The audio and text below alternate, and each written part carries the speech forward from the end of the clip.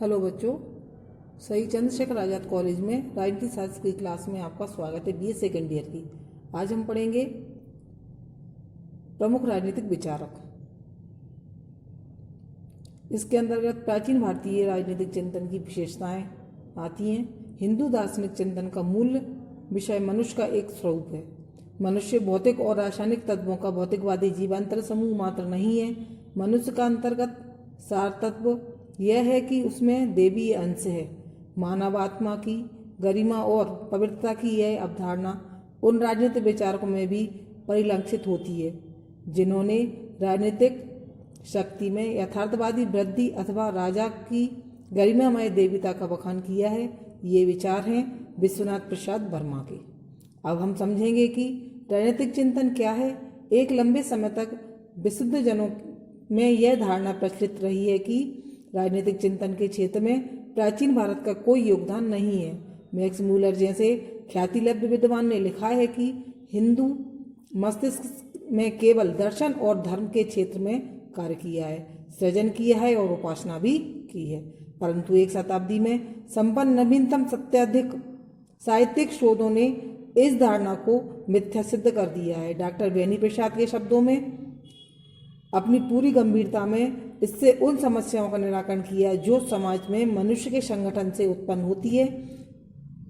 कहने की आवश्यकता नहीं है कि हिंदू मानस ने हर बात पर अपनी पद्धति से विचार किया। ऐसी पद्धति जो भारतीय व्यक्तित्व की विशेषताओं को प्रकाशित करती है। तो बच्चों, अभी तक हमने समझा कि प्रमुख राजनीतिक विचारक कौन थे और उनके राजनीतिक चिंतन के विषय में क्या विचार हैं। अब हम पढ़ेंगे कि इसका नामकरण कैसे हुआ और इसमें क्या समस्याएं आई। नामकरण की समस्या। प्राचीन भारत में शासन कला तथा राजनीति के विज्ञान के लिए समय समय पर भिन्न भिन्न नामों का प्रयोग किया गया है, जैसे कि राजधर्म, राजशास्त्र, दंड नीति, नीतिशास्त्र, अर्थशास्त्र आदि। महाभारत के शांति पर्व में शासन की कला और राजनीति के विज्ञान के लिए राजधर्म शब्द का प्रयोग किया गया है। राज्य का अर्थ है राजा और धर्म का अर्थ है धर्म, नियम या कानून। इस प्रकार राजधर्म का आशय हुआ राजा के लिए नियम या कानून। मनुस्मृति के 7वें अध्याय और महाभारत के शांति पर्व में राज्य के विज्ञान को राजधर्म कहा गया है।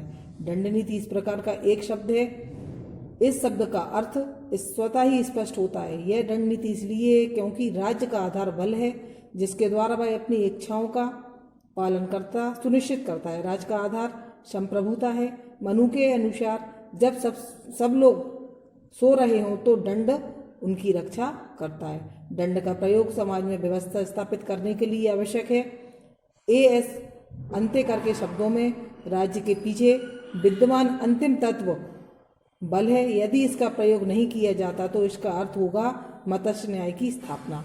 यह दंड ही है जो प्रजा पर शासन करता है। यह दंड ही है जो उसकी रक्षा करता है। कानून दंड ही है। तो बच्चों, आप समझ में आ गया होगा कि दंड का अर्थ कानून से है।